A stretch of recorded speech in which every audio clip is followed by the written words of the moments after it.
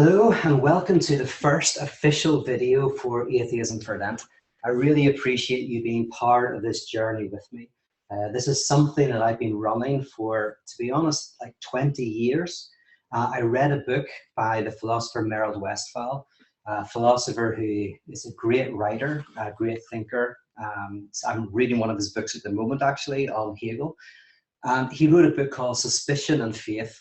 You'll have seen it, actually. I've included the introduction as part of the readings.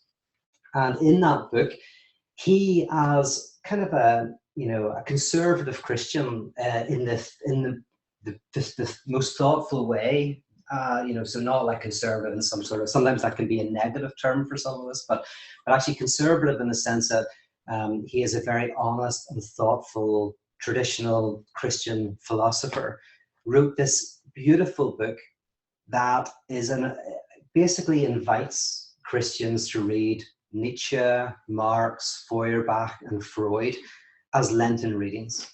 And he goes through each of these thinkers, and he shows that actually, far from being something like that we should be afraid of, that shouldn't be read in the church, these thinkers can actually be profoundly helpful, profoundly life-giving, and even at their most critical of religion, can actually,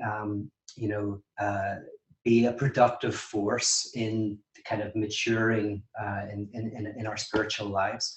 And so he kind of says, for example, you read Nietzsche and you see how the wills of power lies behind so many religious statements, how resentment, he calls it resentment, this kind of like behind these loving phrases and this idea of an institution that is built on goodness and wholeness and joy, there can often be great evil and destruction, a desire for revenge. So, for example, for Nietzsche, God is often a way to, it's like a weapon for those without weapons. If you hate somebody and you can't actually kill them, or you're too scared to kill them, you can pray against them, or you can imagine that they're going to burn in hell for eternity. And so what you've done is you've taken your anger at this person and you've kind of spiritualized it, and God becomes this weapon, or religion becomes a weapon. And you can even dress it up as good. Oh, they deserve to go to hell. That's because they're a sinner, or they're terrible, or because of what they've done. But when you read this, you can start to think, oh yeah, have I ever used my kind of beliefs as a form of weapon? Have I ever used them to hide my own desires? So, for example, I might judge people who, have lots of fame and lots of money, and I think that's terrible and it's awful. And that might be legitimate. I might just, go, I don't think that's good. But then maybe actually I keep saying I think it's terrible and it's horrible and God hates it, actually shows that I'm really jealous of it, that I really want those things, but I can't have them. And so I imagine in the next world, I'm going to have all of those things. So like in the next world, I'm going to have all of that, wealth, and not in this world. And so the judgment is actually hiding from myself, my own self, and my own desires. So, that can be Nietzsche, or you read Marx, and, Marx talks about how religion can be a type of opiate, a type of drug, a type of painkiller that helps us feel better about a difficult world. But the problem being, it stops us from making a better world. We think about the next world. We think about how, maybe some other time in some other world, some other place, everything will be great and wonderful. But here we just have to make do and get by. And, again, Westphal asks, well, has that ever happened, that we have created religious structures that stop us from really changing the world and just help us fantasize about another world rather than doing anything in the here and now? So that book, gave me the idea that actually I would love to run some sort of course where we read great critics of religion, great critics of Christianity, not to judge them, but to let them judge us and see where that leads. And that's how it began. In the last couple of years, it's really grown, and you're part of that. And hopefully next year, I want to see this kind of grow even more, and hopefully you'll be part of that. So anyway, that's kind of atheism for Lent. I've described it as a decentering practice. In other words, it's a practice designed to destabilize us, to throw us off course. Because when we encounter someone who thinks differently from us, our tendency is to put up our defenses and to attack them and to attack the worst in them with the best of us.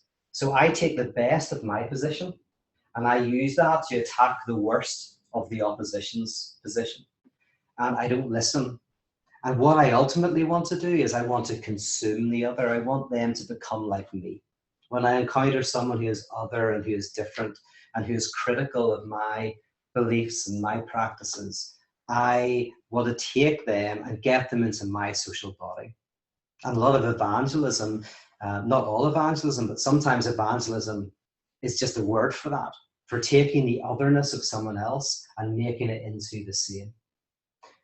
Then the other side of that is if I can't do that, I want to spit the other out. I want to get rid of them. I want to get them out of my community, out of my culture, out of my pub, out of my church, out of my country. That's like if you think of like a child puts something in her mouth, and if it tastes good, she consumes it, it becomes part of her body. If she doesn't like it, she spits it out. You know, those are two very basic things we do when we encounter something in the world. And in a sense, it reflects that very, very early experience when we're exploring our world and we're literally putting things in our mouths. We're tasting things. And if it's pleasing, as I say, we swallow it. If it's not, we spit it out. But then as we grow, one of the other ways we can engage with people with different beliefs and practices is through toleration. As long as you keep your beliefs and practices kind of behind closed doors, don't talk about it too much, I can tolerate you. We'll be able to get by. And you know, that's fine. But I never really get to know you in your peculiarity, in your weirdness, in your otherness. And then, of course, there's a type of interfaith dialogue in its traditional form where we get together and we say, you know what, we're not so different after all. You know, beneath the streams of our different traditions, there is an ocean that we all draw from. And we might call that ocean by different names. We have different words to describe things, but ultimately we're all drawing from the same source. But the problem with all of those is in all of them, I'm right. In the first three, I'm right and you're wrong. And in the fourth, hey, we're both right. What's truly disturbing about encountering other beliefs and practices is not that they are other to us, but that as we see ourselves through the other person's eyes, we realize how other we are to ourselves, how weird and peculiar we are, how our religious and political and cultural beliefs might be come from somewhere that is contingent. You know, we may have made this thing up. We may just believe what we believe because of how we were brought up, because of the language we were given, because of the tradition that we were born into. Heidegger says that our past is always in front of us. And what he means in a sense is that when you're born, your whole tradition, the past, the tradition of your family and that your country lies ahead. It's something that you're immersed into. It's something that's waiting for you before you can even speak. You're given a name, you're read stories, you begin to imbibe the tradition that lies behind you, and you become a living embodiment of that, and as you grow.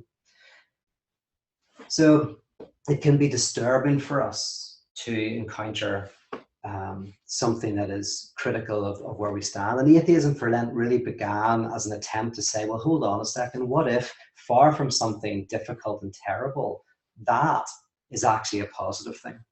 Just like in therapy, you go and you think the last thing you want to do is look at your pain and look at your doubts and look at your questions and you know, open up all of your anxieties. That's the last thing you want to do. In fact, you go to therapy precisely so that you won't have to deal with those things, so that the therapist will help you get rid of your anxiety, will help, you know, solidify you, shore up your ego. But in certain forms of psychoanalysis, the idea is, well, no, you have to go into your anxieties and into the doubts and into the darkness. But actually, it's as you go into that space, you'll find healing, you'll find life, you'll find something good. You need to lose your life in order to find it. And so the idea in this course that you're undertaking is that you will go into what's called the cloud of unknowing, or the dark night of the soul. Go into a place where you begin to disrupt your beliefs, question some parts of yourself. And although that might seem initially painful, it actually might lead to some sort of liberation and freedom. And by the way, that's not just for people who are theists. This course is designed to destabilize atheists and theists, which we all are, in a sense, a little bit of everything: agnostic, atheist, and theist. So we're going to look at atheism as the great tradition of critique, the great tradition of silence. The reason why we're doing this over Lent is because Lent traditionally is a season where we go into the silence, where we purge ourselves in some way. And atheism, at its most basic, is the critique of atheism. If atheism is a certain set of beliefs about the nature of the universe, the world, the creator, the absolute, then atheism is that which critiques this theism. And atheism is always the critique of atheism. So there's Jewish atheism, there's Buddhist atheism, there's Islamic atheism, Christian atheism, and they all feel a little bit different. Because an atheism is always the rejection of something, one or more theisms. That's why if someone says, "Are you a theist?" you can say, well, if someone says yes, you can go, well, what God do you believe in? You can do the same with atheism. What God do you not believe in? Because there is something that's being rejected. And what's interesting is that this tradition of silence and this tradition of critique is something that is within the sacred tradition and the secular tradition. There are various theologians and philosophers who have seen the value of critiquing our conceptions of the very nature of the universe. And I've seen the productive value of questioning our most basic assumptions about the world. So atheism, this is a course on atheism, but we're going to find that atheism is embedded within the theological tradition and the philosophical tradition, that there is a form of atheism occurring within the church at its deepest level, and there's a form of atheism outside. And we're going to see how those interlink and interact. So there you go. The first week is the most basic week. Well, we've done the 4 readings as kind of preliminary, and the idea there was simply to kind of prepare us. So we had that little reading from Time in a Bottle, which was about how do we create a space that is where conflict is possible, which means getting rid of war. Because the problem with war, and there's many problems with war, one of them is no novelty can arise. People get into their defensive positions and they fire at each other. And the only thing you can hope for in a war is that you destroy the enemy, that you crush them so badly that they're annihilated or that they give up, right? But that's what you want in war, the utter destruction of the other. But conflict is where you go, right, I'm going to enter into this space of antagonism and back and forth. And I'm going to see where that goes and where that takes us. And so Time in a Bottle, I think, was just a little metaphor for creating a kind of conflictual space where we all agree to get along and, hey, everything's fine and all that. No, everything's not fine. There are things that are worth arguing passionately about, that are worth fighting about, that are worth struggling with. But that's precisely it. How do we create an environment where that can happen? Just like in a relationship that's healthy, it doesn't mean 2 people think the same thing, but those people have somehow found a way to bring the conflict into the relationship itself, and maybe even find a way to enjoy the conflict, to actually kind of find it enlivening and passionate and transformative.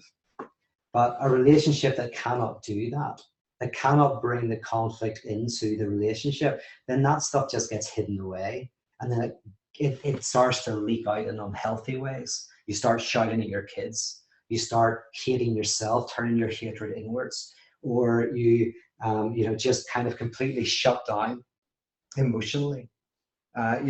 Or you get incredibly emotional about what seem like silly things. Of course, you're not getting emotional about that. It's a deferral. You're bringing the emotions that are legitimate, and you're putting them into something silly. Why does that person not turn off the light? You can be a bit annoyed if someone keeps keeping the lights on. That's okay. But if you get so frustrated at it, that can often be because you're not able to bring your feelings into the correct place. You're not allowed to express them, and so they find an avenue somewhere else. So conflict. And then in the reading I gave you from How Not to Speak of God, that was just an attempt to show that the tradition of silence, the tradition of not speaking, is one that is actually deeply embedded in theology itself. That there's always been this dance between atheism and theism within the theological tradition. In fact, the early Christians were called atheists because they didn't believe in the pantheon of gods that were affirmed in Rome. What else did I give you? I gave you a talk on the enigma of belief, where I kind of explore how kind of more interesting and complex this word belief really is. And that, we may be very quick to say, I'm a theist, or I'm an atheist, or I'm this, or I'm that. But actually, we're not really transparent to ourselves, that we are an enigma to ourselves. It can often take a long time for us to even glimpse what we believe, let alone whether we believe it, whether we affirm it, but just the beliefs that are in us that we're not even aware of. And I wanted to share that because I do want to break down the distinctions between, I'm a theist, or I'm an atheist, or I'm an agnostic. And maybe we can still say that, but with a little bit more humility. Like when Derrida said, I rightfully pass as an atheist. That was his answer when someone said, are you an atheist? So I rightfully pass as one. In other words, I don't know. I think that's where I stand, but there's parts of me that believe. There's parts of me that pray. There's parts of me that I'm not even aware of. And I don't know how they will show themselves, right? So I think that helps sometimes whenever we really hate somebody else and someone else's beliefs. It can be because we haven't reconciled ourselves to that part of ourselves, that there's something in us that still believes or still doesn't believe. And if we can't notice that in ourselves, we can project it out and get angry at somebody else. You see this all the time. If you're saying something about marriage, for example, and you say, does this work?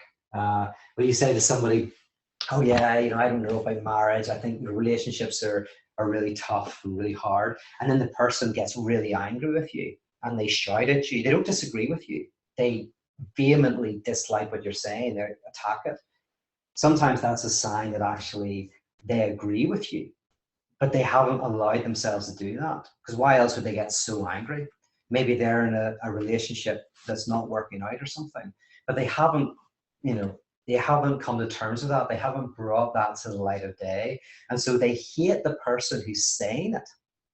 But actually, what they're doing is they're just hiding from that part of themselves, right? So that's the enigma of belief. And then finally, what was the last piece? Oh, the Principia Discordia. I threw that in because I'm really interested in the absurd, in art, in politics, and in religion. And this Principia Discordia is kind of like one of the few religions of the absurd. And it's kind of a satirical religion, but I loved it because this was a type of satirical religion that embraced chaos and discord and saw value in destabilizing. And I thought that's a kind of good reading as we prepare ourselves to do that. So this week is a critique of the traditional notion of God. It's the most basic. It's the most basic week. Most of us, know and think that whenever we have say God, there's only one way of understanding that. And you might believe in God or you might not believe in God, but we all agree what we mean by the term. And we mean by the term a being that's out there, a creator created the universe and created us and has a personality, a language, a kind of is kind of a bigger, more grand version of ourselves. And when you watch a YouTube debate on theism or atheism, that's often what it is. It's arguing whether there is a creator being out there. Now, we're going to come back to that belief a few times in this course, and there are ways to hold that. But, that is only one way of thinking about God in the Christian tradition and the Jewish tradition, other traditions. There's numerous ways, and we're going to explore those. But the first is God as a being.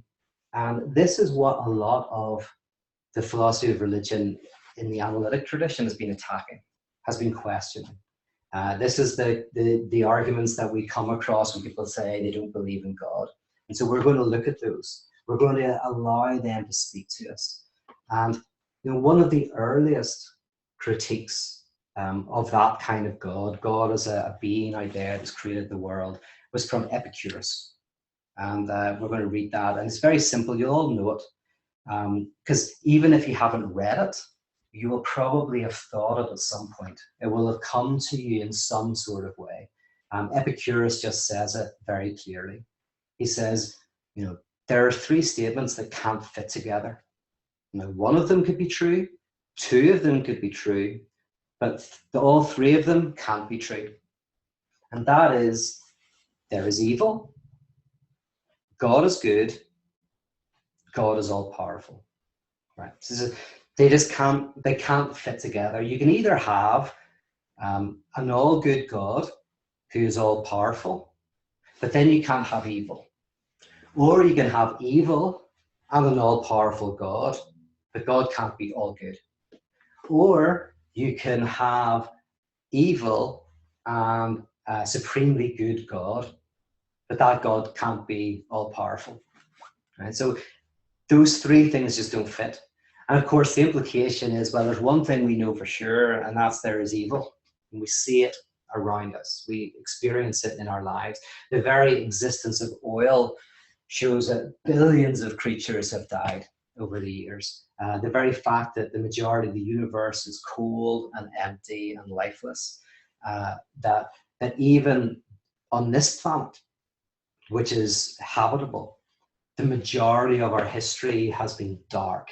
It's a history of bloodshed and people dying needlessly. Right? So we kind of have experienced that. And so Epicurus is saying, well, then how do you put the other two statements beside it? So when you read that, I encourage you, if you want to get the most out of this course, is just to sit with it, read it, and then go for a walk. Take an hour and think about what he's saying, and then think about how you're feeling as you read it.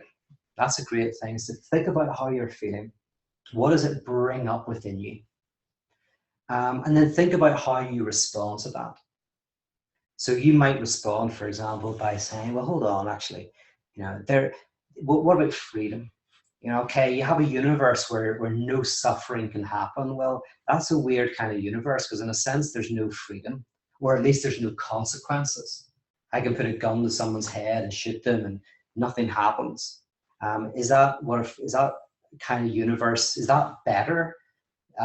Is a universe without consequences and without kind of freedom to make choices, is that a worse universe or a better universe than a universe where there's no free, where there is freedom and there are consequences? You think about that, and then you might go back to Epicurus and imagine what he would say in response, where he might say, well, yeah, we're talking about certain forms of evil that that could be gotten rid of, that are completely unnecessary. Okay, so there's maybe evil that comes with consequences and human freedom, but what about all of the violence in nature And what about, tapeworms or like insects that grow in people's eyes and all of the horror that seems utterly needless. And then, you can kind of go back and forth. You might feel, well, what if the universe is infinite and everyone lives forever? And then that means this is just a blip. So what seems massive to us is just a tiny thing. And then, of course, you move on from that and think, well, is that not horrible? Is that not a horrible way of thinking about the universe or the world or suffering? Just allow that conversation to happen, and primarily kind of see how you're feeling through it all. Do you feel liberated when you read this argument? Do you feel, does it bring up some anxiety in you? How does it make you feel? We also have a reading from Jean Millier. Jean Millier was this French priest in the 1600s. Interestingly, when he died, they found this massive book that he wrote called My Testament, or Testament. And it turns out that he was this kind of, it's an argument for atheism, that he was writing this most of his adult life. And it was a searing attack on church, on God, on religion, on the priesthood, the whole thing. Now, during his time as a priest, nobody knew that he was writing this. In fact, he was a good priest. He was actually a very, very moral man, and he stood up for the local people over and against, political and religious authorities. But he didn't want to publish this in his lifetime because I suppose he knew he'd probably be killed for it. And so he wrote his testament that would be there when he died. This actually is, I think, pretty much it is the first full work on atheism, at least in the modern world. This is kind of like Millier, who you never hear about, is kind of like the kind of original kind of new atheist. He wrote this incredibly, it's quite a wandering, repetitive text, but it's this attack on the church, but ironically from a priest. And I think that's important when you read this, is to realize that this is somebody who experienced all of this stuff from the inside. And, in a sense, where does that come from? I don't want to read Millier as saying like, oh, there was an original Christianity that was wonderful and then it all went wrong, right? Because that's easy to do. He's attacking something very fundamental about religion. However, there is something about the early church that he seems to have really liked. He felt that these early disciples shared their goods among each other. They were against power and authority, but it degenerated quickly. And Diderot once paraphrased Millier, who said, justice will not occur until the guts of the last priest are used to hang the last king. It's like a powerful phrase. Until the guts of the last priest are used to hang the last king. And, the whole point here was for Millier, it's a very crude image, but he felt that until the world was ridden of these power structures, we would not see justice for the workers. We would not see justice for people who he was ministering to in his parish. Also, I have a painting from Francis Bacon in this week's reflections. It's this incredible rendering of Pope Innocent. Now it's a recreation of an earlier painting of the Pope, but this image, the Pope is screaming. It's incredible kind of existential angst that's captured in the painting. This image, it looks like the Pope is just struggling with this utter horror, is caged in. It's almost like he's in a cage. And this was painted in the early 20th century, and it's like this is a world where in Europe, in Western Europe, they were experiencing a real lack of meaning, a real breakdown in the very structures of religious authority. And so I wanted to put that painting in as, because it strikes me that when you compare the two paintings, this painting of Francis Bacon's is saying something about behind the order of religion, behind the mask of the authority of religion, there is profound human anxiety, fear. There's profound sense of the meaninglessness of the universe that, you know, religion tries to mask, but it's there. And in this painting, it becomes visible for all to see. And also then, so we have Jean Millier, we have Francis Bacon, we have Epicurus, we also have Ingersoll, Robert Ingersoll, who is like an amazing orator from America, a great speaker who would pack auditoriums across the country. And he was, you know, called, I forget, I think they called him the Great Agnostic, but he, you know, wrote these great speeches again against the horror often of religion and what it's done to people, and the idea of eternal damnation and all of that. We have one of his sermons. Oh, and we also have an excerpt from the comic book True Faith, done by Garth Enns. Garth Enns. I need to double check that. He's actually a Belfast guy. The reason why I included this is because this comic book, it was the second one he ever did, he ever published. And he's the guy who now does The Preacher, if you know that. So he has these interesting like religious elements to his work. And this comic book is loosely based on his experience of a school called Sullivan in Northern Ireland, which had a very big Christian union. A lot of Christians would go there. And it's a, you know, it's kind of a crazy comic about this guy who wants to kill God, and he starts to burn down churches. But the excerpt that I gave you is kind of like the lead up to why he has this vengeance against God. And it's because someone he loves dies, and he is riven by pain over that.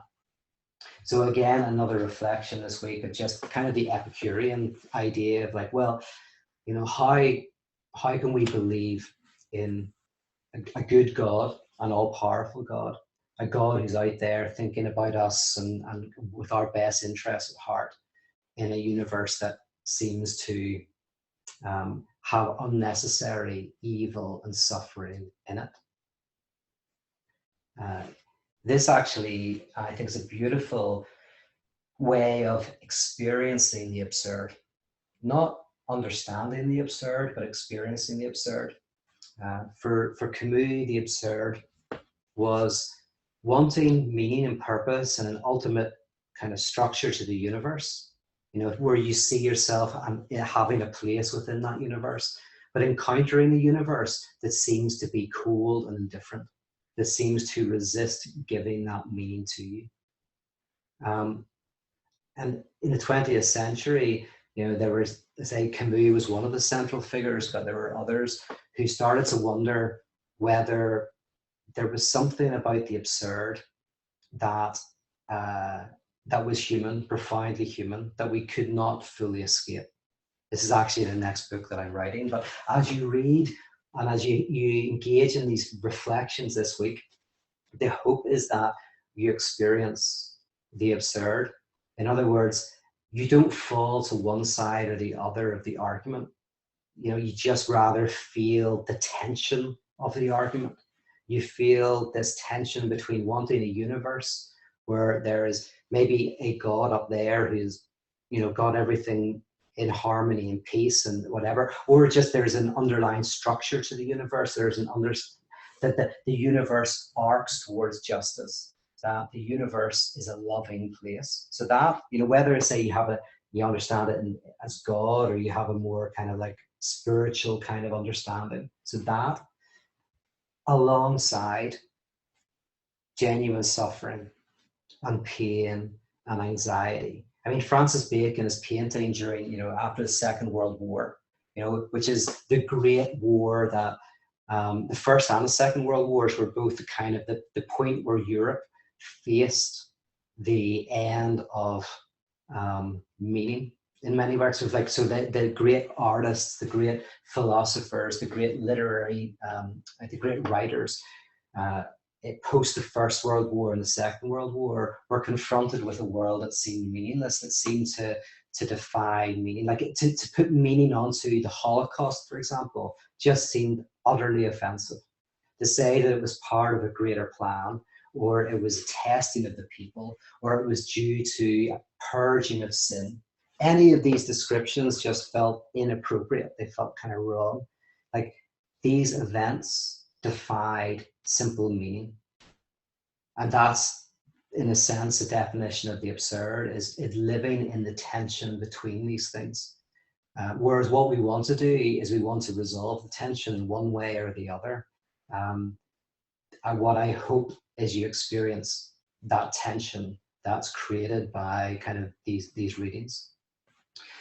I'm just going to take a few minutes and see if you've kind of started to write any questions, you have any thoughts, and then we'll go from there. So let's see. Stephen asked a very practical question. Have you been following the Facebook discussions, or will you? I have a little bit. I haven't read everything. So I'll try and maybe participate more. The worry is, because there's so much, it's hard to see everything, and then I'm worried that I miss something very important. I don't know what to do about that. Oh yeah, someone says, can you define what you mean by the analytic tradition? Yeah, so I mentioned that the critique of God is something that you find within the analytic tradition of philosophy. And it's because there's basically two traditions in philosophy. There's the continental and the analytic. And the continental, it's always kind of difficult to describe exactly what the differences are, but the continental tradition has more continuity with the past. So to be a continental philosopher, you're always building on and responding to the philosophical discussions that go right back to ancient Greece. You're engaging with the scholastic philosophers, you're engaging with Aquinas and Anselm and Augustine and Socrates, Plato. The analytic tradition is a more modern type of philosophy that was really kind of born with people like Descartes, and it's much more less interested in questions of ideology, questions of religion, much more interested in a more scientific approach to thinking. So there are two types of tradition, and the reason why I make the distinction is because continental philosophers, the difference between theism and atheism, they are much more intertwined. So if you've got an atheist philosopher in the continental tradition, they're still reading Anselm and Aquinas, and they're very usually sensitive to these writers. And whereas in the analytic tradition, it's more about, well, here's the thing, an analytic philosopher is more likely to say, does God exist or does God not? Is there a being out there? A continental philosopher is less likely to ask that question. They're more likely to ask, what does it mean to ask, is there a God? And they're more likely to want to look at what is the experience of the person who says, I believe in God. So that's called phenomenology. They're more interested in the lived experience of faith, and they're more critical of that traditional arguments for and against the existence of God.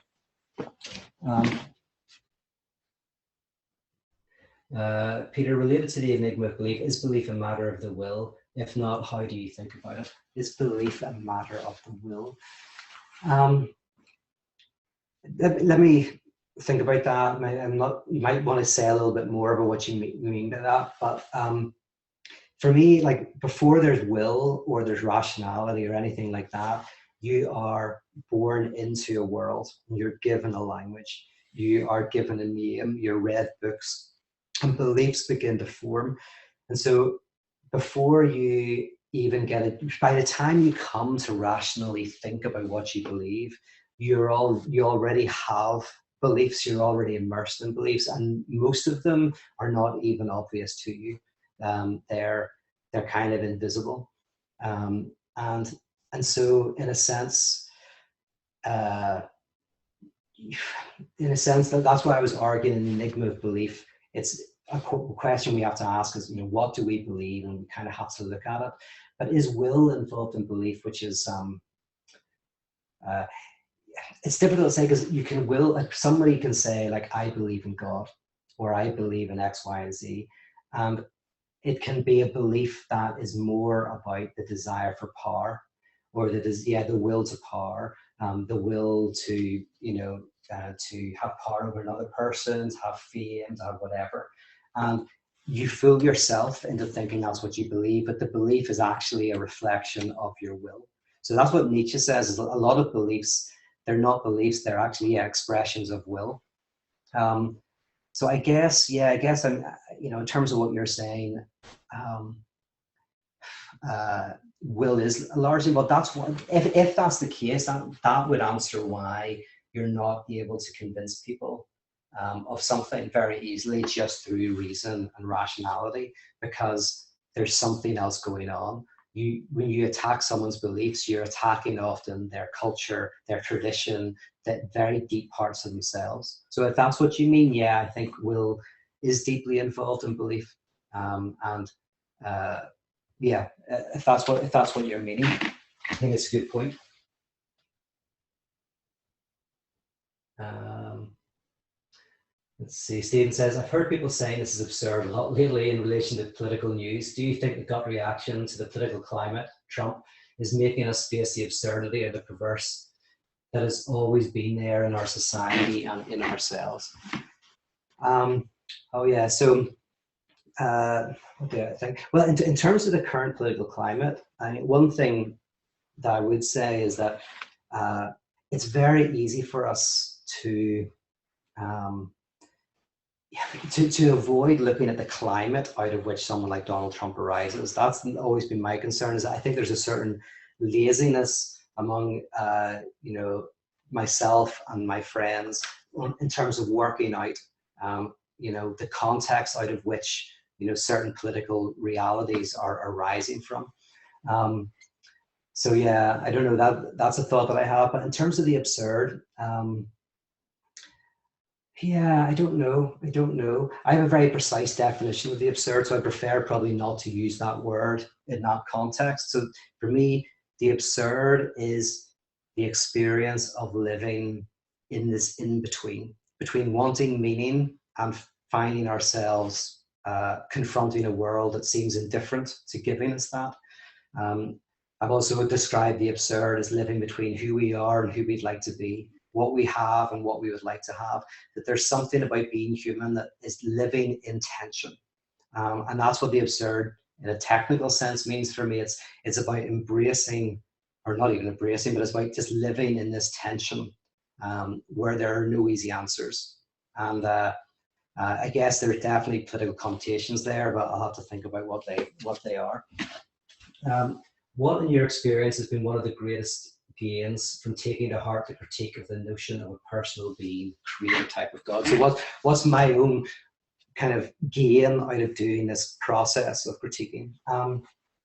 Yeah, it's been a profoundly positive experience. I find that when I read and I'm talking about the great thinkers, the great activists, those people who are not reactionaries, whatever, people who have thought things through, I find that you start to see yourself and you start to see your own shadow and darkness and the pollutions in your own life in a better way. I mean, in again, psychoanalysis, the idea is symptoms are, in a sense, the manifestations of parts of ourselves that we're not admitting to. They're the pollutions that we create by not looking at our traumas and our difficulties. And as societies, it's the same thing. If we don't do the difficult work of like looking at ourselves and self-critiquing, it comes out in destructive ways.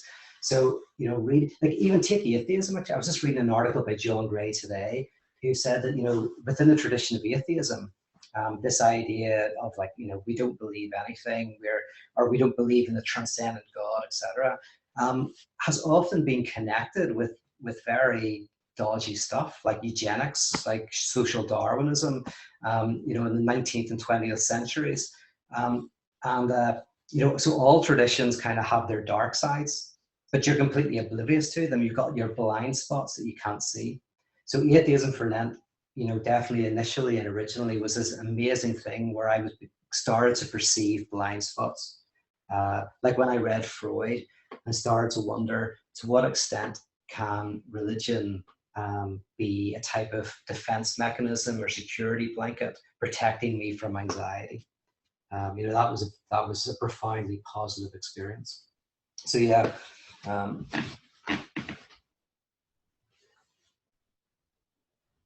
Zach asks, what do you think of John Spong? He seems to use a lot of Tillich's ideas and is largely critical of God as being.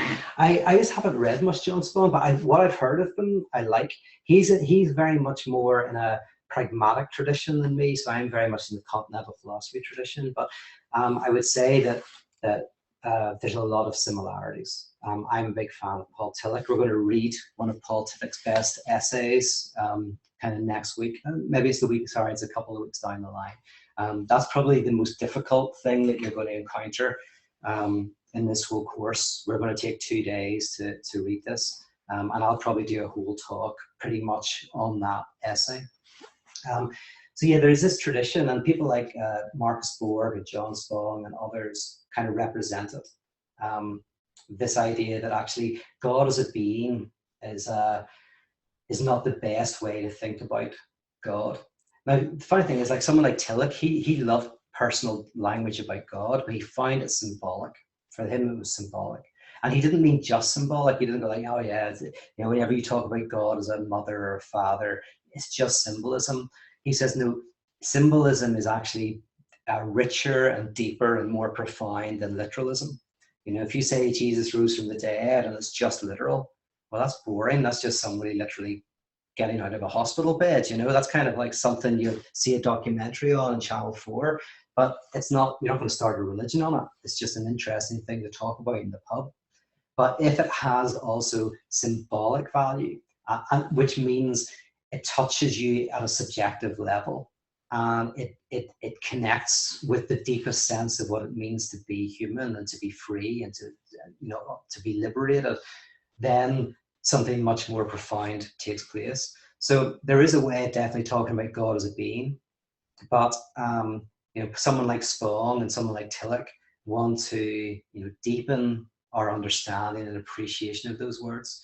They want, in a sense, to balance the theism, the belief, with the atheism, with the sense of like, well, hold on a second, are we really, you know, is there, you know, whenever we say God is love, we don't mean love the way we experience it. Me as a 21st century Irish guy, which is different from a 3rd century German peasant, different from a 4th century French knight. So there's this, you know, disbelief and belief happening at the same time. And I think, you know, they want to find a way to balance that. These are all, like everything we're doing here are different ways of saying nothing. We're approaching silence. And actually the last thing I want you to do, I mentioned, is watch the movie Silence by Martin Scorsese. So at the very end of Atheism for Lent, if you have time and if you can see that movie, I think it's a wonderful meditation on silence. And each of these thinkers is, in a sense, looking at silence in different ways, how not to speak.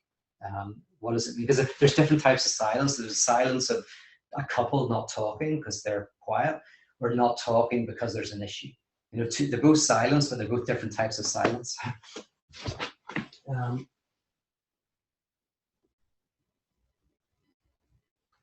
Your description of absurdity reminds me of the concept of the tragic gap developed by Parker Palmer from the Quaker tradition.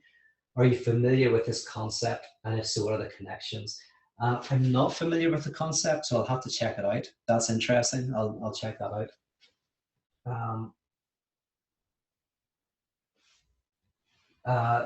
Somebody said, I heard someone say a while back that you should take your beliefs and hold them in front of you in your open palms, rather than holding them so close to the vest that they can't be questioned. How would you determine the portions of your theology?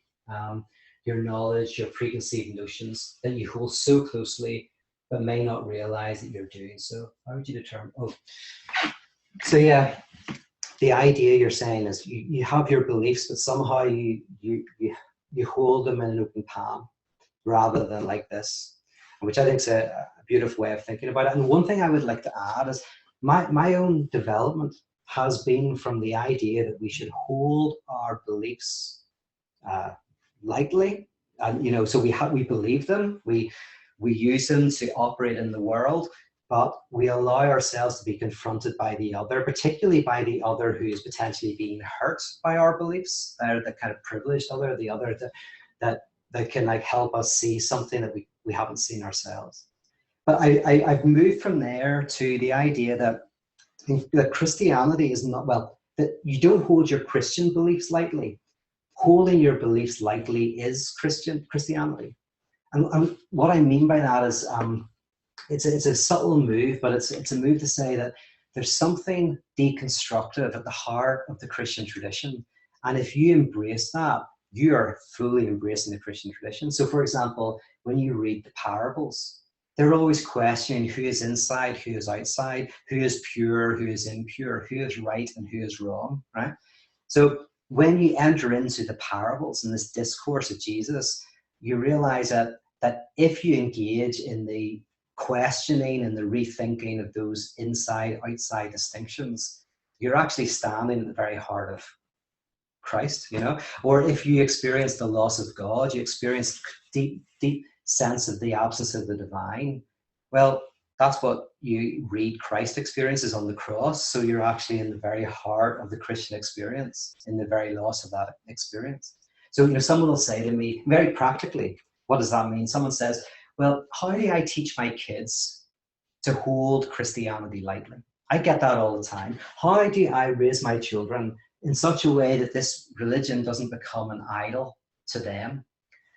But the difference is for me that actually the way to teach something like Christianity is to teach it as the religion of rupture. So for example, story of the Good Samaritan.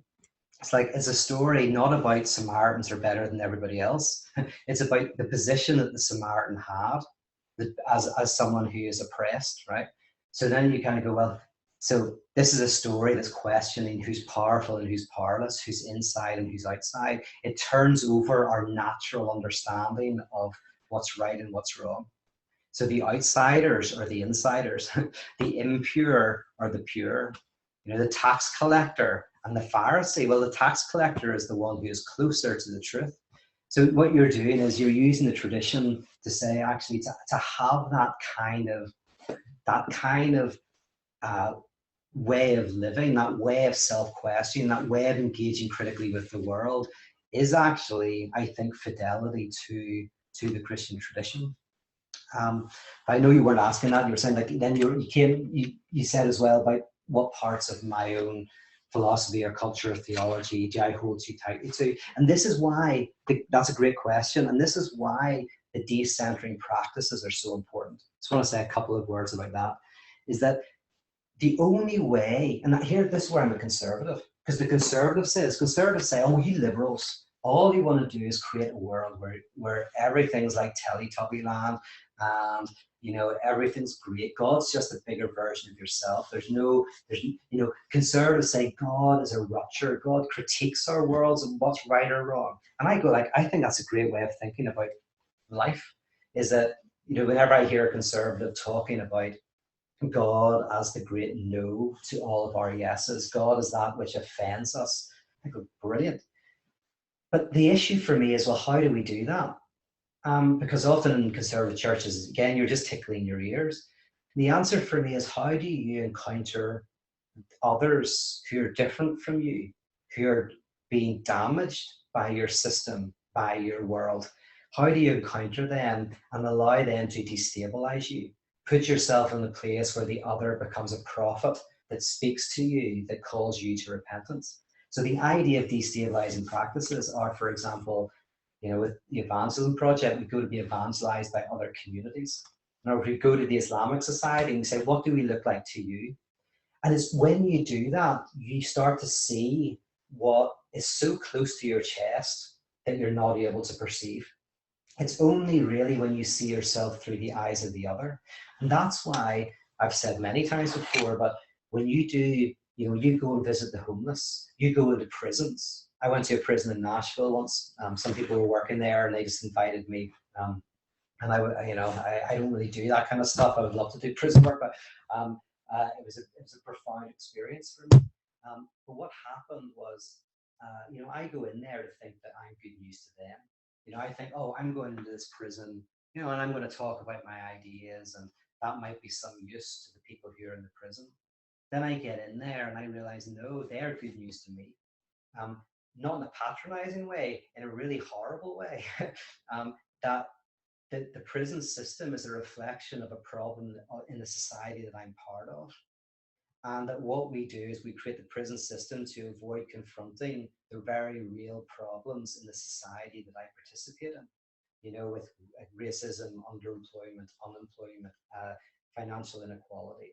All of these issues that are problems, what we do is we create a prison population to fix it. So the idea is, how do you go to, say, the prison population in order to realize that they will help us see ourselves and see things about our culture and our community that we would otherwise be completely blind to. Same with the homeless population. That's why I take the Freudian idea that alcoholism is not the problem; it's the solution to a problem. Homelessness isn't the problem; it's the solution to a problem. It's a solution that becomes its own problem. But there's problems with like sending young men to war, putting them in horrible situations, underemployment, unemployment, etc. And the solution is to create a group of people who are homeless, who you can arrest and you can push around and you can police. But actually, they're a sign of a problem within society. And the only way we can see those problems is when we encounter the other, the homeless population, and we ask ourselves, what does this say about us? So that's the technique. I think that's one of the techniques that we need. And that's why literature is so important, because it helps you, walk in other people's shoes. Maybe one or two more, and then I'll finish up. Let's see. Oh, my microphone just dropped. I'll have to check that. Somebody said, Anonymous said, I have a close friend who's just become a logical positivist. Well, that's very old school. I'm at a loss on how to begin a meaningful discussion with him about religion and spirituality. Do you have any advice? Will we be looking at any positivist critiques? Yeah, so that's a very specific question, so I might not do too much in that. But so someone's friend has just become a logical positivist, which is a position where really you try to only speak about what is in some sense verifiable in terms of evidence and foundations. Foundationalism is that the better the foundation you have, the more you can rest your beliefs on them. And evidentialism is the more evidence you have for something, the more you should believe it. All very reasonable and rational things, but logical positivism was this philosophy that was kind of early or mid 20th century, that where people were trying to be very mathematical and empirical about their beliefs. But it kind of died off. That's why I say it's quite old school. It's not very popular kind of philosophy anymore, for a variety of reasons. But yeah, I mean, my big thing is, of course, the question. I mean, it'll be fun to have arguments with your friend at the pub. No problems with that. And discuss things like, is logical positivism itself, can it prove itself on its own criteria? If you only believe things that are empirically provable, then can you empirically prove logical positivism? You can do all of that fun stuff. But at the core, when you have these discussions, what you really want to find out is, why does the person believe it? Where did it come from?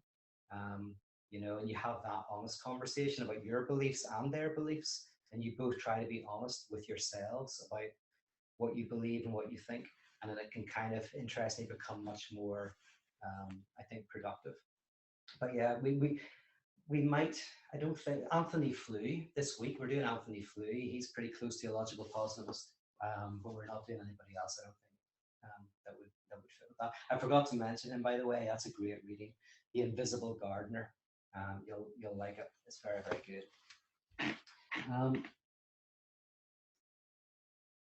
Let's see. Okay, well, I've been talking now for an hour and 10 minutes. So I'll just finish up and go. I will say that this week is about questioning that religious notion of God. And I use the word religious notion of God in a particular sense. I mean that God is a being that is separate from us, and that has created us, and that, the kind of God that we encounter, most days in churches, etc., is a critique of that God. And that critique will then be responded to by the Christian mystics, who then come back and go, well, okay, what if we think of God not as a being, like, a bigger version of ourselves, but as a hyper being? That God is something greater than we can speak or conceive or even experience. And we're going to look at that. And then we're going to look at a critique of that. And then we're going to look at a critique of that. So this is a dialectic process. So we're going to look at this critique, and then the mystics come in, and then after the mystics, the materialists come in and say, well, mysticism just, what's the difference between the mystical God and no God at all? And, is the truth of Christianity not material, about, like, changing people's lives here and now? And then we're going to look at a critique of that from a theological perspective. So it's moving back and forth. But the truth is, you'll see the thinkers I've curated this, so some are ancient, some are modern, to kind of show that it's not like a linear kind of discussion or argument. This has been a back and forth. And at the end of this, I hope you'll all discover that you're atheists in some way. You might be a little bit atheistic in the mystical sense, where you go, yeah, I believe in God. But I also think that every time I say God, I say less than God. So I feel very similar to Meister Eckhart when he says, I pray God rid me of God. Or you might go, I feel kind of like more of an atheist in the sense of Paul Tillich, who says that God is the ground of all being. So as soon as we say the word God, we make God into an object. But God is before us, subjects and objects. God is that ground that the word object doesn't fit. Or you might feel like, yeah, I'm a bit of an atheist in the sense of, like, I don't really, the whole word God doesn't work for me. But I do think that there's something really powerful about, this tradition, and that the true heart of it is, like Feuerbach says, I think we're reading Feuerbach, where the true heart of the theologian is to turn, communion wine into drinking water, to change the wafer of the communion into real bread, to turn baptismal water into real water, to make it like that. So in some ways, you'll find something that you kind of resonate with. So any final thoughts or questions before we go? Let's see. Someone asked, where's a good place to begin with Meister Eckhart?